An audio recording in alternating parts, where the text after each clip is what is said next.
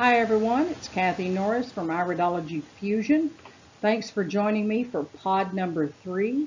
We're going to be talking about not asking the right questions.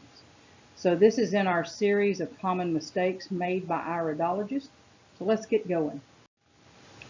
So not asking the right questions is really important.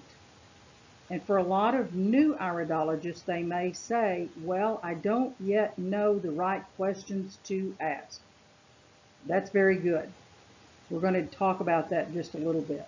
The first thing we want to make sure that we're not doing is making an assumption or a direct remark about the eye. I've seen this on social media too many times, and it is literally destructive. It is destructive to your reputation, it is destructive to the client, and it is a black eye for iridology in general. So please, let's not make iridology about diagnosing. We want to always ask questions. So we have our eye. This is the eye that I've been using throughout this series so far. And we know, because we talked about this in pod 1, that we're going to talk about the collarette. We're going to talk about it being atonic and floppy. We're going to talk about the polyglandular subtype and the lymphatic constitution that we see. We're going to talk about the pigmentation that we see in the iris around the top of the collarette, and then several little pigmentations throughout the iris itself that are of an orange color. We know that that relates to sugar. So those are the things that we're going to talk about first when we have our session with our client. We're also going to talk about the genetic marking that we see at 4 o'clock in that position with a little orange pigment setting next to that. We are with the right iris. This is going to relate to father's health and his relationship possibly with sugar. So that's a good question we might want to ask. We're also going to talk about the spine and also the urinary bladder. The spine could be out of alignment. The spine could have scoliosis. The spine could be putting pressure on the bladder due to the nerve function of the vertebra related to the bladder. So these, again, may be very common, easy questions that we want to ask the client. So if we get an overall picture of what we're looking at, the questions should come pretty easily. When we talk about the shape of the bowel being floppy or atonic, a very simple question would be to ask the client if they experience a slow transit, slow elimination. How is their bowel elimination? Do they have bowel movements daily, or are they every other day? Maybe a good question to ask is, do they need laxatives to absolutely have bowel elimination? When we look at the genetic pancreas related to the father, another question may be, do you find yourself having sugar cravings? And you may say, Kathy, that is a everyday question for everyone. Everyone has a taste for sugar. That's true. But we're talking to this client in particular, and does she have cravings for sugar that may lead to excessive cravings? She may ingest sugar throughout the day and not really know that she's doing that. And around the 3 or 4 o'clock hour, she may have a craving for caffeine and sugar at that time. Another question, do you have sugar metabolism problems? Did your father? You're asking her if she's having issues with sugar. You're not asking her if she has hypoglycemia, but that relates to sugar metabolism issues.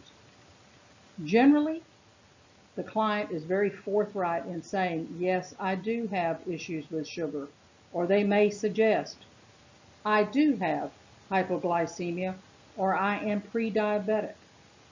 This is your confirmation. When you get this answer, you can continue to move on. So we know that the orange pigment and the lacuna that we see in the right eye at the 4 o'clock position With the perifocal lightening around the lacuna, we know that this is genetically related to the father. In moving on and talking about the spine, you may want to ask if the client is experiencing any type of achiness in their back or any type of stiffness in their spine. This would be a very common question to ask just when you see the marking or the reaction in that area. You could even go on a step further and ask if they've had any accident that was related to the spine, any type of whiplash, any type of surgery that was maybe successful, maybe not so successful. You may even ask them, do they have weak muscles in their back? Have they had weak muscles in their back for a long time? Are they experiencing any type of sciatic issues, any type of weakness in their hips? This gives you a good idea of what could be presenting in the back. And then the urinary bladder. We know that we have vertebra with nerve attachment to the bladder. And for a woman after childbirth, her bladder may have dropped some. This would be a very important question to ask if they are experiencing any type of incontinence. Do they feel they're losing control of their bladder when they sneeze or they cough? Or, for a man or woman, is their urination, the flow, intermittent? Okay, this is going to tell you a little bit more about what's going on with the bladder. So asking the right questions are important. When you ask the right questions, this is going to give your client a sense of confidence in you. If the client says they are experiencing back pain or they're not, you need to keep going, keep asking questions, but once you get the confirmation that you're looking for, there's no reason to continue to ask questions. If the client says they're having issues with their bladder and they are seeking a medical doctor for treatment, you can ask them if they would like further help naturally before you do make a suggestion.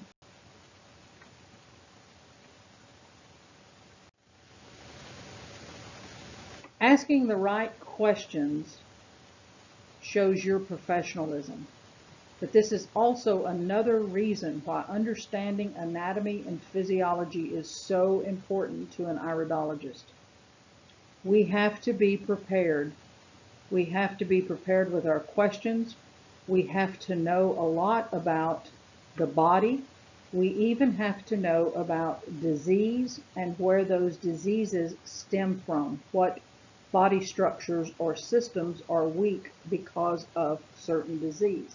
So understanding the functionality, the physiology of how the body works is very, very important.